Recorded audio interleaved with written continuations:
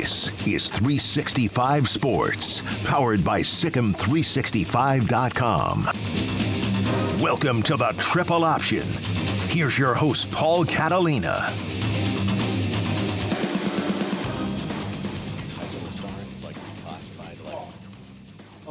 Oh, sorry. I didn't. Are Smokey's headphones not plugged in? I didn't hear the music. Yeah, they're plugged in. Oh, we turned them down a little bit. Okay, we're good. All right. Gosh. How much of that got on the air? Yeah, I was sitting here. What the hell? I was sitting waiting for the Open to play, and I'm looking like, okay, it was 1 o'clock. But hey, welcome into the Triple Option. I knew it was close to 1. Yeah, and I just figured something. Okay, well, now we know. Yeah. Paul Catalina, Steven Simcox here in that great, fantastic professional Open. But just to get this thought out of my brain, it's neither here or there. But I was just looking, and there's a college basketball star who's the number 1 prospect in the 2025 recruiting class, AJ Dibansa. I'm not going to say that right. I'm sorry, AJ. But he's like reclassified to 25 because he was 26. And every time I see that, I'm like, did we all go to high school way too long? How quickly could I have been in the workforce? I don't really understand football recruiting that well, but as I've gotten into media more, it's something that I've realized, like, okay, I need to know more about this, so I've started to figure it out. Paul, I don't have any idea about basketball recruiting. Everybody's reclassifying. Everybody only takes 3 or 4 players a class. Yeah. And it is completely overwhelming to me. I'm just like, oh, okay, this guy's going to be in the NBA in 2 years. That's good to know. Yeah. He's like the number 1 pick in 2026. But yeah, everybody reclassifies. People don't go to high school. And we see this in football too. Like IMG Academy is a thing. But everybody goes to like some charter basketball school. Yeah. So it's like, this guy's from McKinney, but he plays his high school ball in Virginia at Oak Hill or whatever it is. And so, yeah. And also, because I'm a TCU fan, I don't need to know a lot about basketball recruiting because it's not something that we're really participating in too much. You don't want to get excited only to be like, oh, well, that was a good season. That was fine. What about that big time recruit that we had? No, I get it. It's one of those things that makes me wonder, like, oh, have we wasted time in high school, or 3 years of high school maybe not enough? And this will get paid out on the back end when he's no longer a basketball player and somebody asks him where Madagascar is, and he's like, I don't know. Did you ever have a kid in your class that was like above his grade level, or like skipped a few grades or something like that? Once, but yeah. Okay. I went just one. I had more, like, actually the one I had one in my class whose parents intentionally held him back so he would be better at sports. Okay. Yeah. That's a discussion for probably another day. Yeah. I'm not going to mention his name because he's actually somewhat kind of notable. Oh, okay. Good and bad, but yeah, But it worked. Like, it worked for his parents. Worked out great for him until it didn't. Good to know. Yeah. So yeah, he was a basketball player, but yeah, he. Anyway, I'll tell you who it was in the break. Let's play 20 questions in segment 2, and we'll just get to the bottom of it. Who was it? Yeah. Maybe he doesn't want people to know that. I don't know. Sure. Yeah, I don't know. I haven't seen him in 20 years, but maybe he does want people I bet he watches the Triple Option, though, and he's just fuming right now. No. So anyway, Steven, let's start out in your lane of expertise. It's pretty before narrow we go field. before we go to the Week 7 rundown. Okay. What's up with TCU, man? I mean, this was a topic last week when you were on the screen here, because they, against West Virginia, just did not look like themselves completely. Yep. And then last week in Ames, they got physically manhandled. Yes. That was the most shocking thing to me. It was not that Iowa State can upset somebody in Ames. They've done that quite a bit. It's a hard place to play. It really is. Even when they're really, really bad, and this Iowa State team is clearly just kind of average, but maybe getting a little bit better and overcoming those things. That was the perfect Matt Campbell game, but that TCU would get, even with the backup quarterback playing as much as he did, get that beat up in Ames. They lost by 2 scores to a man named Rocco Becht, which sounds like a person like the 7th year of a Madden franchise, just a random player. Oh, hey, Rocco Becht's my running back now. It was bad. I mean, so first off, I feel for Chandler Morris. Like, he suffered the same injury he did last year, knee injury. Looks like he's going to be out for at least a month, is what Sonny Dykes said. But they were already down 17-7 when that happened. Yeah. They weren't playing well. And they're now 3-3. They've got a backup QB coming in. And I really like Sonny Dykes. I think it was obviously a good hire. He did an amazing job in year 1. But at the same time, this has been a pretty big failure by this coaching staff. They lost Saturday and it wasn't really close, but they also lost 2 really winnable games to Colorado and West Virginia. Yeah. And so now you're fighting for bowl eligibility with a young QB. And Paul, this isn't a team their defense is okay. And they kind of have a bend but don't break style. And that works if you have a robust offense that scores 30 points a game. Which they were planning on.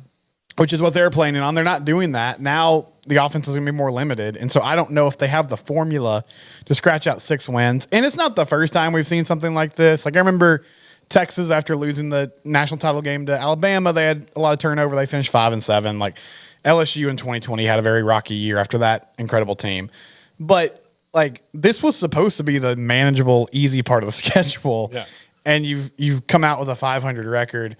They make all kinds of mistakes. I think the biggest thing I'm wondering now is Sonny talked a lot last year about how he had all this great player leadership. And they would come out and a lot of times they would start slow, but they sort of found a way and dug deep and won games. And we all know they won a lot of close games. And so now I'm okay, so are you just not a good motivator? Is this staff not great at getting the team prepared to play, and you sort of got bailed out last year with some talented players and really good leaders, and now that things have turned over on you, it's becoming a lot more difficult? I don't know, but they've certainly fallen below expectations for what I had in mind this year. And Josh Hoover, I think he's got some arm talent, but I don't see him coming in and fixing all their problems. Okay, let me throw this theory out. Okay. They appear to me very similar to 2022 Baylor in that, for whatever reason, everything you brought back didn't work, and everything you added just quit working. And now you see where Baylor is right now. Mm-hmm. TCU, has an even better season than 2021 Baylor did. Mm-hmm. And that was the best, each of them coming off their best season in school history. No disrespect to what happened in the 1930s, but come on, man.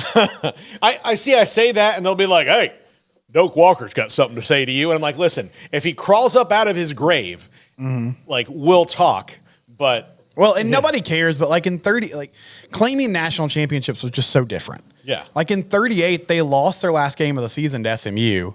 They beat Carnegie Mellon in the Sugar Bowl. And then one of the polls was just they were the number 1 team in the country. But it wasn't it wasn't even like they played a BCS game of sorts. It was just this is the best team. Yeah. Nobody really knew. I'll also tell you, there was anything before about 1961 or 2, or else 1964, it's a kind of a completely different ball game, post Civil Rights Act. So there was something missing from all those teams. And again, yes, I understand it was hard, but it was so very different, right? To have that go on. Well, and your point about 2022 Baylor is good, and I wonder this because we're also seeing this with Oklahoma State now, and they're coming off a nice win against K-State, but that's a very different team than you watched in AT&T Stadium at the Big 12 championship. And there's been a lot of discussion since the Big 12 has shifted and moved now. Okay, who's going to be the next top dog? And at the moment, Paul, it appears like nobody can sustain this year over year. You can have teams that are okay, every 3 or 4 years we get our development cycle going. We have a consistent coaching staff, a consistent system, and we'll be really good. But then the next season, even if you have a lot of people coming back and you add in the portal, it's still not working. And I don't know if that's good for the league or not. And maybe Utah is a pretty consistent program. Maybe they could fill that void. But I think we know who's the odds-on favorite right now to come in and take over the league as long as he's there. is the fighting Deion Sanders. Is Yeah, that's a great point. And I mean, he's going to bring in talent at a level that I don't think anybody else can. It's just a question of how long he's going to stick around. And well, how effective he can make all that. Like, he's going to have the same problems that every other big time coach does. You know, how can he, you know, just having ask Texas, just having the best talent doesn't necessarily mean you're going to win the league. Right. But he's going to get guys that nobody else is getting. But is a parity-driven league, like, is that a good – can you spin that as a good thing? Or kind of nationally, is that something that's like, okay, so you just have a bunch of teams that kind of play musical chairs every year as far as who's going to be the best? Yeah. I think that's what it's going to be. Because if you look at it, who is the team that has now that the two big, gigantic and even like – losing Nebraska and A&M, like if you look at the teams that they've lost, because Colorado's coming back. Missouri doesn't count in this, but Nebraska and A&M are gigantic, big money schools, and it hasn't worked out for them in their new leagues. Much more for A&M than it has for Nebraska, but you know, big money schools, like they couldn't run and hide with their big money in the Big 12. Oklahoma and Texas could a little bit. Like they could, especially Oklahoma had been. But who is the school that classically could be the third one in this league of the leftover 8, and then the new ones that has the money to go away and hide and, you know, kind of bend and also nobody can bend the rules to their will anymore. Like everybody's on equal footing. So Oklahoma and Texas has kind of bent all the rules to their will a little bit. And because of that, they were able to have this big stronghold on it. So I don't know if anybody's going to do that. Like Utah has won 2 Pac-12 championships in a row, but nobody in that league was running away and hiding with it for years and years and years. Like part of the reason it fell apart is they, you know, failed to establish like a power vacuum. So one of those things. And then, you know, like the teams coming in, like Utah's the only one who's won anything recently. Sure. You know, like is Arizona, like when was the last time Arizona State won that conference? You know, Colorado never won it. You know, heck, they played for Big 12 titles, but they weren't exactly kings of this league when they were here. Like now there's a different factor in that the most famous person ever is coaching them. You know, like they don't. Taylor Swift is coaching their team. That's the only fair comparison, because no matter how good you are as a football coach, right? Like in college, you're only going to be so famous. Well, and that's not me sliding. Yes, that's not me sliding Deion's ability. It's just talking about the type of reach he has. He's so famous. Yeah. Like you can't, you know, like he's like Nick Saban is famous in his circles. Yes, but the minute he steps out of it, if something like there going to be tons of places he could go, and people are like, oh, that's Nick Saban. They'd be like, who? Right. You know, like, oh, he's a football coach. Yeah, they're not in New York. They're not clamoring over Nick Saban. Yeah, they don't know. Deion Sanders. Even people who don't know sports at least know the name Deion Sanders. Like he is like a slight level below like Michael Jordan and Tiger Woods. Like he's not far below them in recognizability. Like, you know, he would like he's in the top probably 12 recognizable famous athletes of the last, you know, 30 years. Right. So him notwithstanding, so Colorado, they still have to do it, though. He still has to do it when he comes in. I mean, obviously, he's going to get recruits over recruits over recruits over recruits. Like, he's going to be recruiting next to every single big boy. So they probably have the best shot to do it, but they still have to. Yeah, they have to develop and do it well year over year. So I don't know. I mean, I think, like, a bunch of teams playing King of the Mountain, that is going to be popular in college football circles. I think that's what Brett Yormark is kind of counting on. So that when he makes the next TV deal, he's like, listen, this league is like for television, you never know what's going to happen. Yeah, it's stacked. Like it's stacked, it's up and down. Like, you know, look, like that's what he's trying to do for basketball is like, hey, it could flow in and out and it could do all these different things. Like you never know who's going to come out. Like, you know, basketball, could it be Baylor? Could it be Kansas? Could it be Houston? Could it be who's going to be, you know? So like that's the intrigue is where, you know, with the Big Ten, as big as it's gotten, you know, the 4 teams that they're adding from the Pac-12, only, I mean, 3 of them have been in the conversation, but the Big Ten, for the most part, is pretty boring. It's been Ohio State and everyone else. Yeah. Like Michigan's only just now the last couple of years changed that, but the Big Ten was Ohio State and everyone else, and they weren't even taking advantage of the brands that they had and still, like, getting bigger and bigger. The SEC, Alabama's been inevitable for 15 years, right? So they're somehow accidentally inevitable again. So suddenly Jalen Monroe's found it out, and they're a good team again. Yeah, it's an amazing thing. Yeah, so we were like doing their eulogy 3 weeks ago, but now they're good. Yeah, well, we could do it again. I mean, they might somebody might figure them out down the line, but Nick Saban's proven that listen. All of you guys that I taught how to coach, I didn't teach you everything. I left some of it. I have a secret book. I left some of it just for me. So, yeah, these are just my plays. So exactly. So I think that's what Brett Yormark is counting on. Whether college football fans around the globe buy into that, I don't know. Because there's not many conferences. Nobody's ever really been able to pull that off before. I mean, the ACC has had 2 teams win it the majority of the last 40 years. Mm-hmm. So, they're not the one to all of a sudden be like, hey, you never know who's going to win this. Oh no, we know. It's pretty much one or the other. Well, and I know you talked about this week, but the Big 12 is now seemingly kind of on a warpath for everyone's worst nightmare in the league, which is is Texas and Oklahoma. But I mean, I was amazed. I have not been a Dylan Gabriel fan. I think he's fine. I just never thought he was a dude. But Paul, they won that game. They went down and won that football game. Yeah, because he's a gamer and played it. And I'm just amazed. Again, in Texas, maybe they'll slip up one more time, and there's still a path for them to get to all the goals they want to. But it just feels like a huge missed opportunity by the Longhorns on Saturday. Yeah. I mean, they had that game won, and then they had a clear path to the playoff, and now the waters are muddied again. Yeah. And the Briles offense that they're running was set up for that scenario. Mm-hmm. Less than all your full allotment of timeouts, just over a minute, go down the field. Yeah, that's what it's for. So they practice exactly that way all the time. 2.5 minute drives took too long.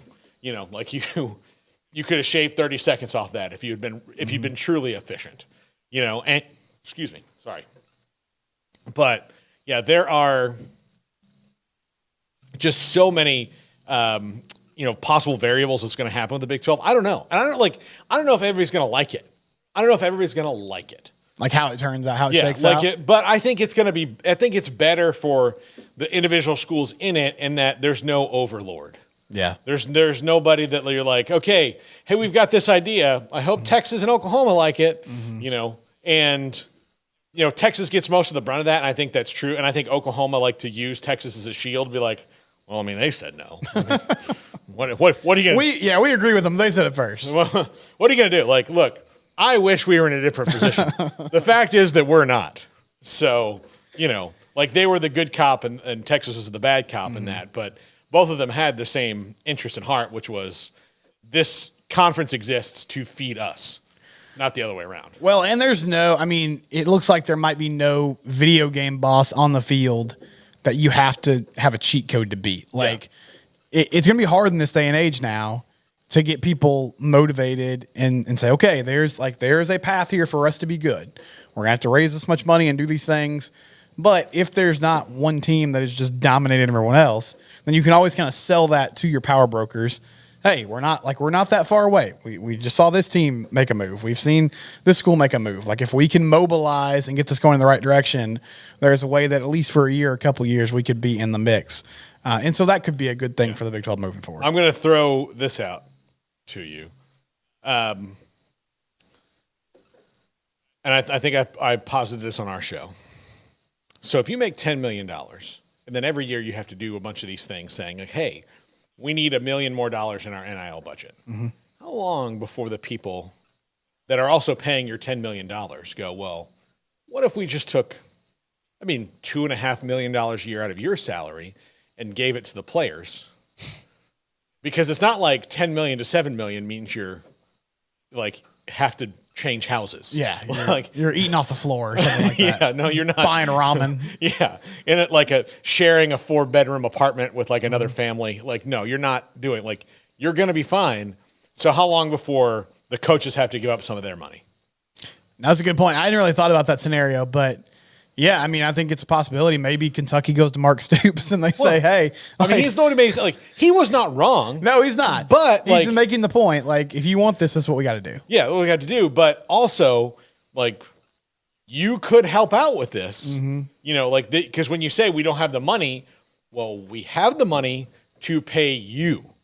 So you're asking for less money total for these people, and it's not like we're putting you in the poorhouse. Now, I understand that some of the people watching this may think I'm some sort of commie pinko liberal. I'm not. I'm just advocating for, you know, like, you're paying this guy this much money and he says he wants this. And you're like, well, would you pay for it? Like, well, I'm not going to pay for it. You know? Yeah, I mean, it's kind of like, okay, if instead of having, and I don't know how this would even work, but instead of having an assistant budget, like sometimes we'll hear about coaches that'll take a haircut and it's okay, I want this to go to so we can have a really good offense coordinator, good special teams coach, whatever the case may be. Who's the first coach that says, all right, $3,000 a piece for our 55 scholarship players, whatever the case may be. Yeah. And I'm just giving that, it's not going to sustain them for the whole year, but it's a gesture by me in good faith to like show that I'm putting my money where my mouth is too. Well, look, how many of them donate to projects like when they say they want, like Mike Norvell, I know gave $1 million to the, Willie Taggart did too, like $1 million to the, like the general fund for the weight room or whatever weight room or whatever it was. Yeah. So like they do that. Well, I think part of the reason they do that is like they know that like, listen, I gave $1 million to this weight room, and then I don't have to do it again once the weight room is built. Yeah. But if you do it for the players, that's a renewable thing every year. Yes. So they're going to have to be willing to do it every single year over time again and again and again and again. And that's where I wonder if they're, you know, they're like, well, I really like making $12 million because when I was making $9 million, that was dirty. I only had 42 housekeepers, and now I have 50. I'm 38. My seventh bathroom is disgusting. Yeah, they don't ever get in there. So yeah, those things like make me wonder. Like, are you know, are coaches really all in on NIL? Because I think if they're really all in on it, it's going to mean like, well, you maybe need to give up some of your money too. Yeah, I mean, that would be a huge moment if somebody did that. Look, I understand that I'm a pioneer. That's what we've always called you. Pioneer Paul. Yeah. If I was the head coach at a university getting $10 million a year, I'd say, you know what? Take 2.5 out of it. Put it in the NIL kitty. I want these kids to have it. Buy yourself something nice, guys. Yeah. So do that. That way we're going to be and here's the other thing. That way you can't really complain about like, look, I've done my part. Now if you guys match it. Yeah. So I'm giving you half of this. I want $5 million a year in the pool. Yep. I'm giving you 2.5 out of mine, which I could be taking. Now you guys just have to raise the other half. Put that guacamole on your burrito at Chipotle, boys. It's on coach. Yeah, exactly. Here you go. And then the players are like, well, I'm going to go pay for that guy because he's making sure that there's at least a baseline as opposed to like, please, sir. Can I need some more? Yeah. I need some more. Also, we'd like a new weight room. Yeah. I'm not paying for it, though. Anyway, when we come back, we did not talk about this week, so we'll do upset alert and this week. We veered into a better topic. So a happy accident that I will take, Steve. Okay. Wonderful. A happy accident that I will take. This is the Triple Option on 365 Sports. If your business is like most, you need things done quickly. But if you're still tying your critical applications together on multiple shared public networks, you've probably been feeling the slowdown. And that's no good for business. A private UPN fiber network can get you and your business moving at the speed of light. Whatever you need, we can build it. Internet, Metro Ethernet, Waves, dark fiber. We deliver custom private networks and are focused on business customers only. Our next generation 100% fiber optic infrastructure offers you low latency and ultra scalable bandwidth with speeds up to 100 gigabit to run your critical applications. Your connection won't be limiting your performance anymore. It's diverse and scalable, so it can grow and change as your business grows and changes. And with a secure carrier-grade private network, you'll have all the reliability you need. Contact UPN today to learn more. Fast just got faster. This is 365 Sports, powered by Sikkim365.com. Welcome to the Triple Option. Here's your host, Paul Catalina. So, I really wish we had had a camera on Jack in the break, because I gave him the news about the Kansas penalties for basketball have come down. Mm-hmm. And we'll talk more about basketball on this show in the spring. But the NCAA's independent accountability review process led to a downgrade in the severity of the 5 level 1 allegations against the program, ultimately judging this as a level 2 case. The independent resolution panel gave a 3-year probation to Kansas with no effect on the program's postseason status.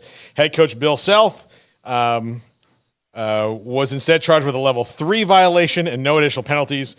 Curtis Townsend, the assistant coach, also had his charges reduced from level 1 to a level 2 and a level 3 with no additional penalties. Neither coach faces a show cause order, which could have been applicable for level 1 violations. So there you go. Just some quick breaking news. You think Bill's shaking in his boots right now? No, I think he knew this was going to happen. And here's the other thing. They're on probation, and all the stuff they're on probation for is legal now. So it's like all the violations they made. Hey, guys, don't do that anymore. Well, I guess you can, but we're going to put a little title on you. Yeah, so there we go. I mean, so there's the Jack had his what's the point of the NCAA moment? Mm-hmm. I had that many years ago, but he's tapping it again. he's yeah. What was it, Paul? Like 5 years ago, where the NCAA just started handing out penalties and schools just started saying, "No, thank you." No, they're like, "Oh, no." Actually, we'll just call our lawyer. Yeah. It's kind of like sometimes as a parent, you'll get real mad in the moment and you'll say something that like, you know, you're not going to follow through on. Yeah. You're just like, you're not going to eat dinner for 2 days. And then you're like, well, like, that's actually not a thing that I can do. Yeah. And you know it and the kids know it, but you got to kind of keep a united front for a minute before you cave on it. That feels like the NCAA these days. But your kid, when he gets that dinner the next day, is like, see, you knew if you didn't feed me, this would be bad for you and me. So here we are again, bud. You're still in the war zone. Yeah. Let's think about those punishments. You should have said no TV. That one would have stung. This one, we're both in hell if this happens. Yeah. Not only that, I can call CPS on you for this one. That's one of the first things I learned as a parent. You got to feed those kids. Yeah, they're important. You have to every day. Parenting 101. Yeah, feed them every day. It's not like a goldfish where you like go every other day. Yeah, you can skip a few days. Yeah, absolutely. So, no, but anyway, that's some quick breaking NCAA news. And so the most joyous person in America right now is my wife, Amanda, who now doesn't have to worry about this anymore. As she did the last 24 hours. I told Were Kansas fans actually concerned? I mean, she just thought there was a possibility. One of them was. So the one I see the most was absolutely concerned. So, yeah, 6 years they investigated this to get to this point. 6 years. Glad they spent all those resources on it. They spent more time on this than they did on OJ. Like, think about that. And neither case was solved. Yeah, exactly. So, yeah, I don't know, man. I don't know. Okay, so this week, let's talk upset alert, Steven. Okay, I love it. I'm going to throw one out to you. All right. And you're going to think I'm crazy because of what the team that would upset them just did. But I'm saying North Carolina against Miami, upset alert. You got Miami. Okay, you got Miami winning, or you got North Carolina on upset alert? Upset alert. They're going to watch out because here's the deal. The head coach and the offensive coordinator in Congress made a terribly boneheaded decision that they may never be able to wash off. Mm-hmm. And the next person in front of them is an undefeated top 15 or top 12 team. They're number 12 in the country, who is standing in the way of them making it to the ACC title game. Yeah. Winning an ACC title for the first time since they joined the league 20 years ago, or almost 20 years ago. I think Miami going to go on the road the coaching staff, at least, will be as super locked in as they ever have been because everyone in their city has been spending all week long talking about how dumb they are. Yeah, everyone in the country, but especially in the city. In the cities, yes. And the Miami people are obviously upset. But you got to do something pretty bad to be the A block on sports shows when you're playing Georgia Tech on a Saturday night. Yeah. Paul, were you in Waco when the Kevin Steele UNLV situation happened? My parents were. Okay. And here's how I remember seeing it on SportsCenter. Mm-hmm. And then I called up my dad the next morning. And he was like, yeah, it was the craziest thing.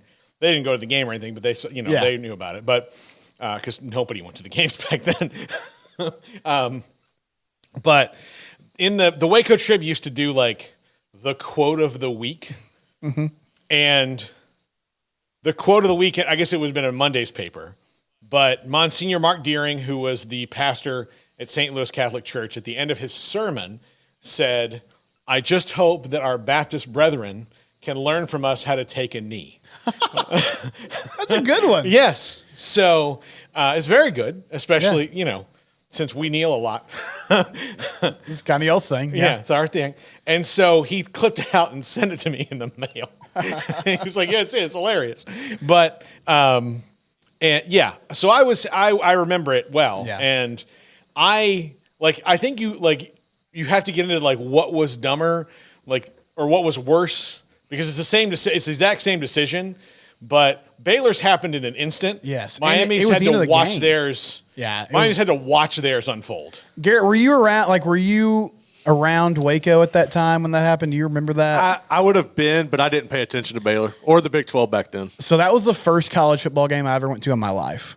Really? Yes. I was there with my mom, who's Baylor grad, and I was 8 years old, so I didn't really understand football. I knew what was going on, but I wasn't going to talk schematics, with my second grade friends. Yeah. And so I just remember seeing the UNLV guy run down the field, and the look on everyone's face, I could tell even at my young age, I was like, oh, that something bad happened. Yeah. Something happened that wasn't supposed to happen, because it looked like somebody had gotten shot. Yeah. Everybody looked so shocked. And the other weird thing about that too, that was I'm talking about Georgia Tech Miami now. That was the most nonchalant, game-winning play. There's, it's in Miami. Obviously, there's no real crowd noise happening because the other team has the ball. But Haynes King just kind of rolls out and he just kind of lollipops the ball up there, and it's what are y'all doing? What is the defense doing? How is this receiver behind you? How are you letting him just lob a grenade all the way down or halfway down the field for a touchdown? Strangest situation. But back to your original point. I could see it. College football is random, it's strange, and usually when you have a game like that, if it's a good coach, I think Mario Cristobal, despite that very stupid decision, is a good football coach. Yeah. The team, it's the second time he's done it in his career, but didn't really learn from the mistakes. The team's either going to rally behind this or they're going to fold. Yeah. I think that's really the only two options. I think the big challenge for Mario Cristobal this week is having to look a lot of times coach will be listen, that loss is on me, guys. Mm-hmm. That loss is on me.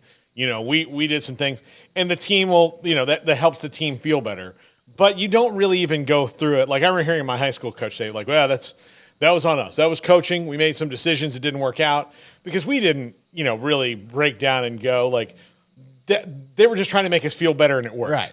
Trying to take responsibility, show leadership. Here's the deal. In this actual instance, it was his fault. Everyone knows. It was your fault. It was your fault.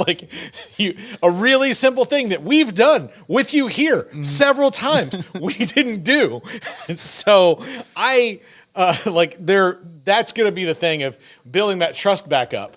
And, if they have a lead and the other team doesn't have any timeouts with less than 30 seconds left and the play gets called in, Tyler Van Dyke can go, nah.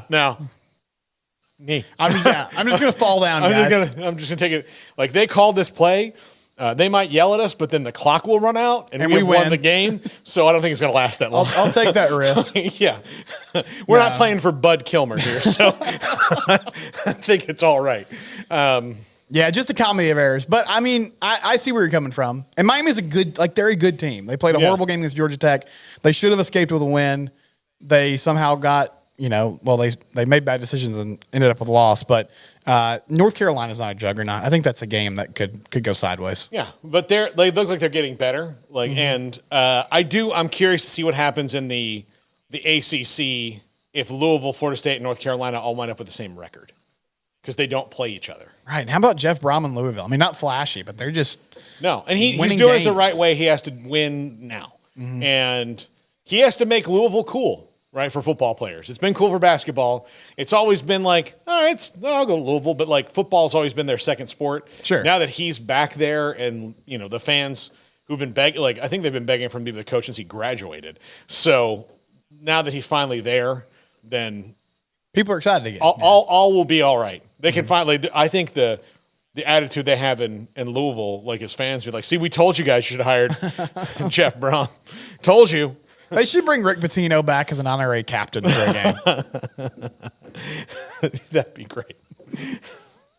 I still think his lawsuit is pending. Okay, well that might throw a wrench in things. Right. Who's on upset alert for you, Steven? Okay, this is not the biggest not the biggest name in the world, but Paul, the Kansas Jayhawks, kind of been on a roller coaster the last few weeks. Yeah. They get a nice win with Jason Mean at quarterback. Looks like he's probably going to play again. Oklahoma State, I don't know what they've been doing the first half of the season, but they got a nice victory against K-State. Seems like Casey Dunn just emptied the clip, and he was like, okay, I'm going to call my good plays now. Yeah. I feel like the Pokes, they're like 4-point dogs here. I think they can take down Kansas. I feel like this is a vulnerable Jayhawks team. 3 points right now. Okay. 3 points right now. But that is at Boone Pickens Stadium. Mm-hmm. And that's an insanely hard place to play. Yep. You feel, because when you're driving to Stillwater, there's just nothing around you until you get to Oklahoma State, right? Yeah. So I think part of that gets in your head. And then you get in the stadium, and it's so loud. Yeah, and everyone in Stillwater's there. Yeah, and everyone is there. And it is loud. They're banging the paddles against the pad, which is somehow not an artificial noisemaker.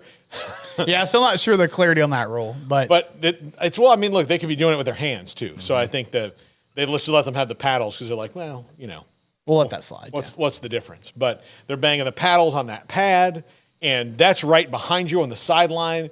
So after you've had a bad drive and you just need to I need to sit down and think.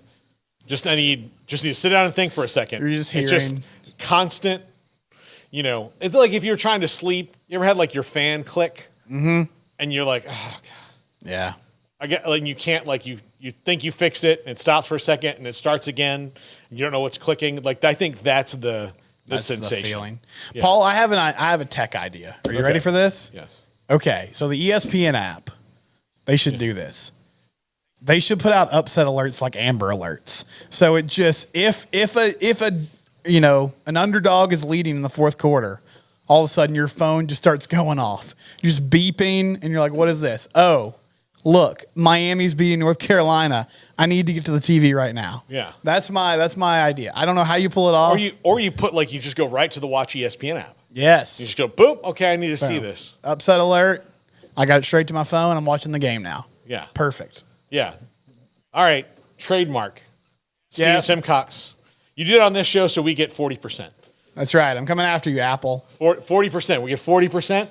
Good deal. Definitely. 40%. 40. Jack, you in for 40%? Yeah, he didn't know. I just took Jack's share. That's exactly how secession works.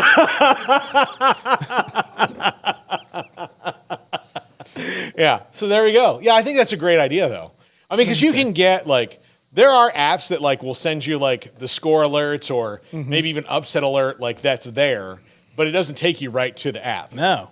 Need notification immediately. Get to your phone now. Yeah. This could be ESPN had the idea of their app being the hub for all college sports streaming. So even if you have to go into their app and then go out of the app, then they're the hub for it. Because already on their website, they tell you what station the game is on. Right. So I think the other ones were that's a fine idea. But we would like people to come to our thing too. Yeah, we would like them to come to our app first. We feel like this is the first step in you tricking us into giving you those rights. Like after 7 years, we're common law married and we can't get out of it. It's now EFox. Yeah. So why is Tim Brando calling this game on ESPN? Yeah. So, but yeah, and plus all these companies hate each other's guts. Yeah. So I do think that like there's the app would be the scores, and then it just lists where it is, and then you make sure you log into all those apps on your phone, your iPad, your device, and then you just go boop, right to it. There it is. Yeah. Paul, do you have another upset alert for me? Another upset alert for you. I'm gonna throw out this one right here. A little bit less than, but Arizona's been playing everybody close. Yeah. They're going to Wazoo. Washington State's an 8-point favorite. Yes, 8-point favorite. I'd be on the lookout if I'm anybody playing Arizona in the next couple weeks. It feels like they're they're about to break through and get a big win for Jed Fish there. So I will. Yeah, still not sure how they lost that USC game. I think it went to triple overtime, but Wildcats. Caleb Williams. Yeah, Wildcats are playing well. Yeah. I could see that. Wazoo having a good season. Get tripped up by an Arizona team. That would sting for them. But, Fitch has that team playing solidly right now. Yeah. All right. Do you have another one? I don't really. I mean, I was looking. I thought about Notre Dame USC, but I think Notre Dame's actually the betting favorite in that. A 3-point favorite ball game. Okay. So it's at home. It didn't really work. But USC doesn't, as you said before, they don't really play defense. Yeah. So I like Sam Hartman and Notre Dame in that game. Yeah. But they're the favorites in that one. Yeah. It's going to make me change something for later on in the show. That would be a great segment if I just picked favorites. That's like my bold predictions, and I just picked teams that were heavily favored. Yeah. I am going on a limb and saying Georgia beats Vanderbilt this week. Vanderbilt better be on blowout alert. I think everybody better be on blowout alert against Georgia from here on out. Batten down the hatches, Nashville. Yeah, Georgia suddenly looks good. I mean, they look like the death machine that we've been promised at this point. Yeah, you know what it is? Like, I do think they were bored. And I think they need to get scared a couple times. And then Kirby Smart he's very good at psychologically manipulating those kids. And I know that that's a harsh way to say it. No, he uses propaganda. They literally thought somebody picked them to go 5-7 last year. Yeah. Like that wasn't a real thing that happened, but they were talking about it. No, he's like totally Fox Newsing up their whole brain. Like just absolutely. He just got Georgia students like making fake TV shows. And they broadcasting in the locker room. Yeah. Look at this podcast. Yeah. Yeah. It's weird. And the thing is what people will believe is real media. You know, I was covering the Cowboys, and a player for the Seahawks, whose name escapes me, even though I've interviewed him like 4 times in Super Bowls after this, hurt his neck, and he walks now. He's fine, but it was scary. There was someone who tweeted from that worked for Tom Landry's socks.com. Whatever it is, that Garrett, get that domain if it's not already taken. Yeah. Tom Landry, whatever.com. Yeah. And they were like, oh, I saw Des Bryant laughing about this. And, who was that? I know that receiver. But and so anyway, we get to the locker room, and Des is absolutely on just a rager. Like the minute people walk to his locker, he's already ready to go. Like, how can the media say this? How can the media say that? And it's like all these people he sees every single day, write things, and they're like, "What did we say? Can you We haven't had our collective meeting yet, Des. Could you fill us in? Are you just? But Des would go. He went it happened before halftime. He would go get on his phone at halftime, which the Cowboys never stopped making him do. And then he would read tweets about himself at halftime, which is not a healthy thing to do. No, not at any point really in your life, but especially in the midst of a game. And he just believed that this guy was one of us. And we were like, he's not here. He was like, and I think it was Clarence Hill was like, I think that guy's in his basement, Des. That's not that's not us.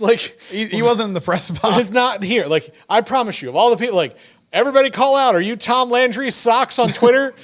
No, we don't even know what you're talking about. But if you believe David it, Moore's like, you guys found my burner. Oops. Yeah. So yeah, it was such a bizarre thing. But again, it doesn't matter what you do. If the team believes it, then it worked. Mm-hmm. You know? Yeah, I mean, if it motivates, then it motivates.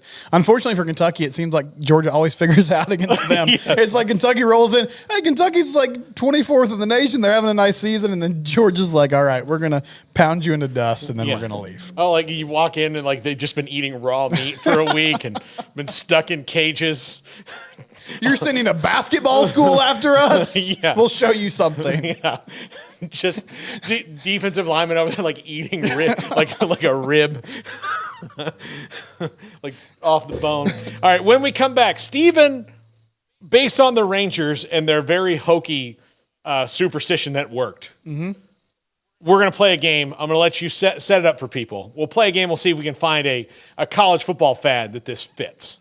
This is the Triple Option on 365 Sports. If your business is like most, you need things done quickly.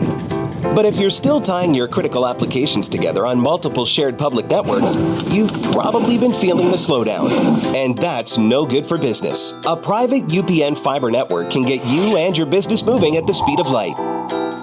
Whatever you need, we can build it. Internet, Metro Ethernet, Waves, dark fiber.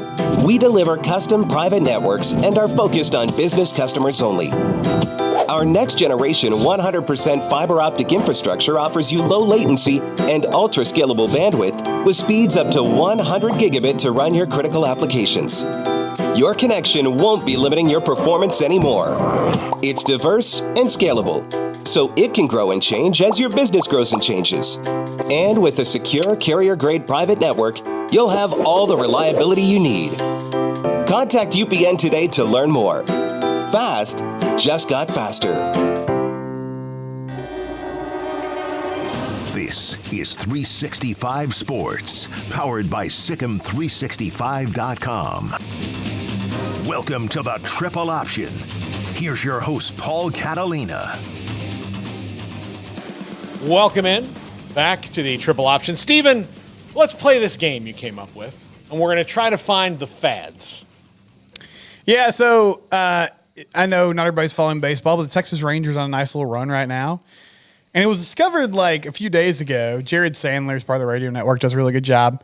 He found out that the team listens to Creed, the band Creed, before games, which I don't think would be the first choice of most like pump-up music, but it's worked for this group. And then last night at the Ranger game, they had the fans doing a Creed sing-along.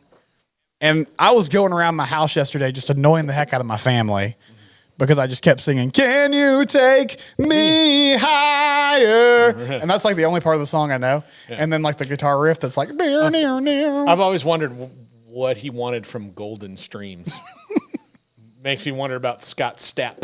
But and his interests, yeah, the things that he's into. Yeah. What does he do when he's not creeding?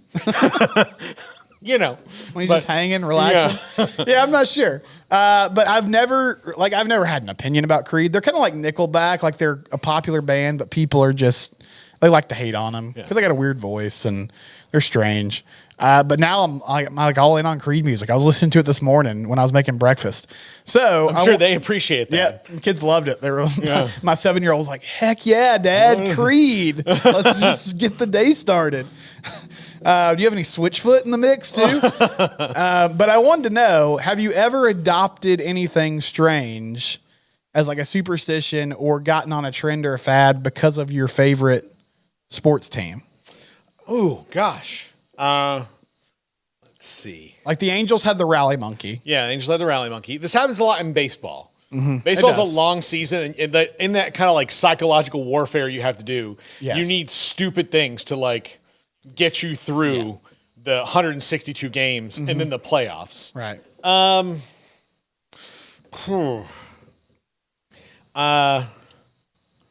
The Red Sox haven't really had a thing like that. Sweet Caroline, I've like. Yeah, that's a hokey thing they do. It's a hokey thing that they do. You know, I got in a kick, honestly, where after I saw Burt Reynolds at an FSU game, I watched like 12 Burt Reynolds movies in a month because I thought like this is gonna be our good like I'd be like, hey, good luck charm. Good luck charm. We're gonna watch Cannonball Run. We're gonna watch like bad stuff like Sam Whiskey. Were you a fan of Burt before that? Listen, everyone should be a fan of Burt, but yes, I was. Like when I was growing up, I always liked him. And the thing is, I hadn't seen many of his movies when I was a kid.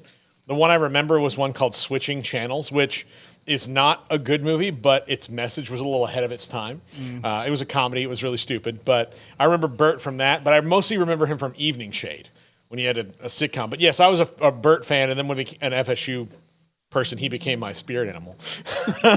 So he's the person you model yourself after. Here's the deal: if you can live like Burt Reynolds, you should totally live like Burt Reynolds. If it's possible, yeah. The modern day Burt Reynolds is Matthew McConaughey. I never made that connection. Yeah, that makes sense. Yeah. He very much lives by that ethos. Although now he's veered into a bit of motivational speaking, which is fine. Whatever. I mean, he's got good advice to give, but like Burt, Was McConaughey at Red River? Was he at that game? Oh yeah, he was there. Okay. I mean, yeah, just absolutely there. Did he go to the University of Texas, or is he just? Okay. He did. He didn't just adopt them because he's from that area. No, he did. Graduated. It might have been like one of those things like after, but yeah, he went there. Yeah, so he. Trent. So TCU had the Hypnotoad last year, which originally was a Futurama reference that they adopted. Yeah. And did some weird things with. Garrett, have you ever gotten anything because of LSU or anything like that? I mean, I'm trying to think. Like, you had the rally possum a few years back when the baseball team took on Arkansas, and you had the possum right out on the field. Like football, I would definitely say every time there's a big win, probably go on Twitter, do the call in Baton Rouge, the whole Garth Brooks thing. Did you get into the Get the Gat thing? I think that was a little I mean, I love the videos. I went out there getting the gat, you know what I'm saying? But if need be, we might do that. Yeah. Garrett just in his house in Robinson doing the Get the Gat dance. Yeah. Are you a superstitious sports person, Paul? I used to be. I'm not anymore, but there was a time where I would be like, listen, let's not mess this up. And it's weird, funny you asked me that, is that I was just with my best friend when we were in Orlando at UCF, and I've blamed him for years, for putting the Woosah. Florida State was playing Notre Dame in Tallahassee, and it was a tight game early on, and so we get through the first quarter, and Chris Ricks is the quarterback, and he had a really bad problem with turnovers. He had a problem with turnovers, Keith Richards had a problem with drugs. It was that bad. It was part of his identity. Part of that, a whole thing. So it's about 3 minutes gone in the second quarter, and Ryan goes, man, I mean, we didn't score, I know, but that was an efficient first quarter, didn't turn the ball over. As he says those words, the ball comes out of Chris Ricks' hand and into the waiting arms of a Notre Dame defender who was literally alone on that side of the field. There wasn't a Florida State receiver over there. Chris Ricks just decided, you know what? I need a turnover. Papa's got to get his fix, I guess. And pick six. And so now it's been too long, man. For 20 years, he's been like, yeah, that was my fault. So, and part of me thinks it might still be. But no, I'm not as superstitious anymore. Let's go to the chat and see if they have any stupid superstitions. Yes, thank you for not making me do that. A few years ago at a Baylor TCU game, actually, it was Baylor won in overtime, but it was 9-6 in regulation. And I think Gary Patterson probably still watches that film with a beer in his hand. Pirate stuff for Texas Tech. Okay. Yeah, that makes sense. Yeah. With the Leach connection. The eye patch said Creed, Nickelback, and Nine Inch Nails is strip club music. So I don't think that's the club I want to frequent, but it's good to know. No. So yeah, I don't know. There are. I'm trying to think of what A&M had a thing a couple years ago that I remember. But again, they have so many. Yeah. Did your Florida State T-shirt come in? The T-shirt you ordered on this very show? It has not yet. The King, whatever. The Tiger King one. Tiger King one, yeah. No, it did not. It not the one I got shamed into buying. Yes. Yeah. So still waiting on. Okay. Still waiting on that one. So. Yeah, I'm just curious if anybody is like superstitions is a fascinating thing in sports, but it's also just weird. Like this Creed thing was completely organic, and now Rangers fans are just all about it. They're all about the band Creed. Yeah. Can I make an admission here in the safety of the internet? Of course. I said it on the show yesterday, but in the safety of the internet, I have paid $30 in my life to see Creed live, which at the time was 2 different Creed shows. So I would rather this be one Creed show. But I went on Friday night, and then there was a girl I liked. She wanted to go.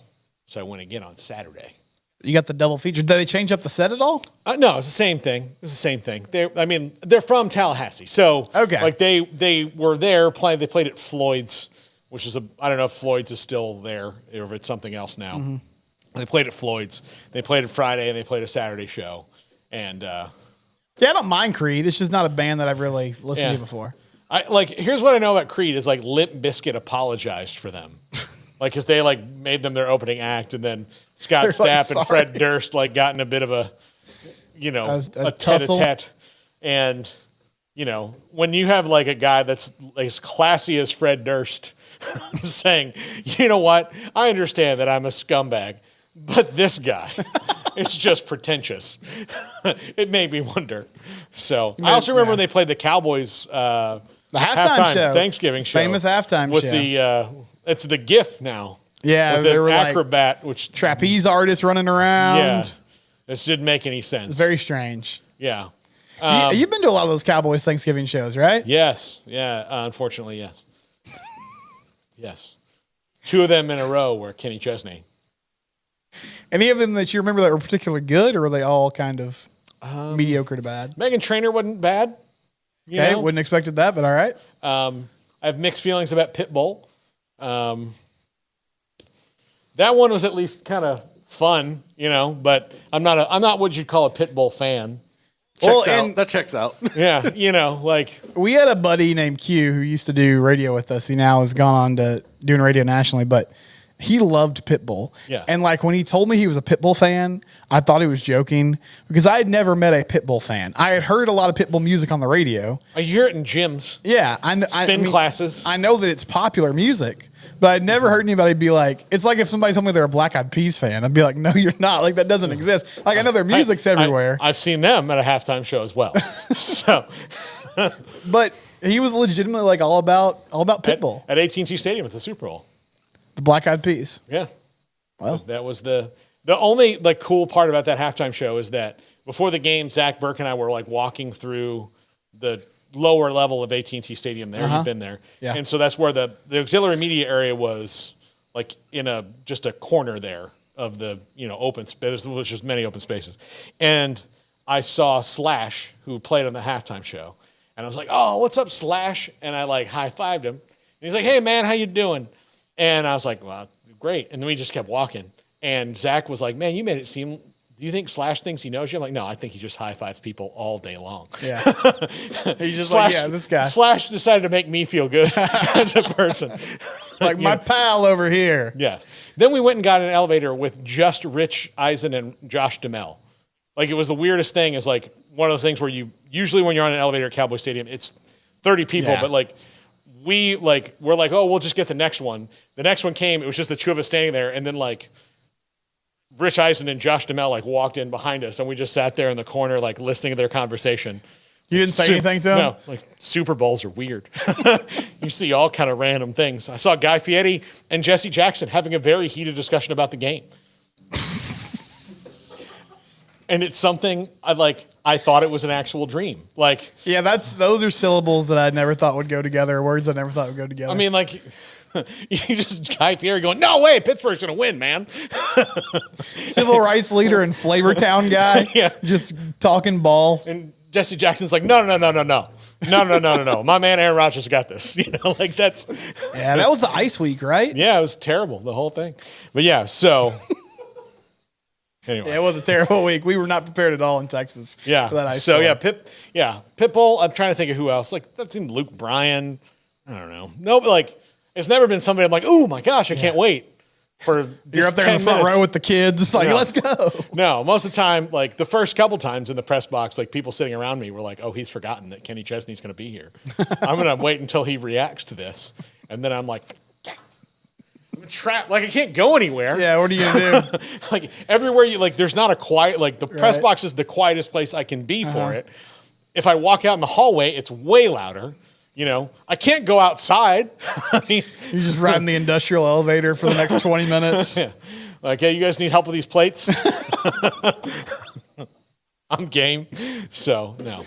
All right, that's going to do it for us. Steven, see you next Wednesday. I hope nothing comes up between now and then. This was very fun. It was a good time. I hope it was fun for our viewers and our listeners as well. I hope so too, but if it wasn't, I don't really care. Yeah, again, we're going to do it all again. It's my show, That's right. we're gonna make it work. This is the Triple Option on 365 Sports. If your business is like most, you need things done quickly. But if you're still tying your critical applications together on multiple shared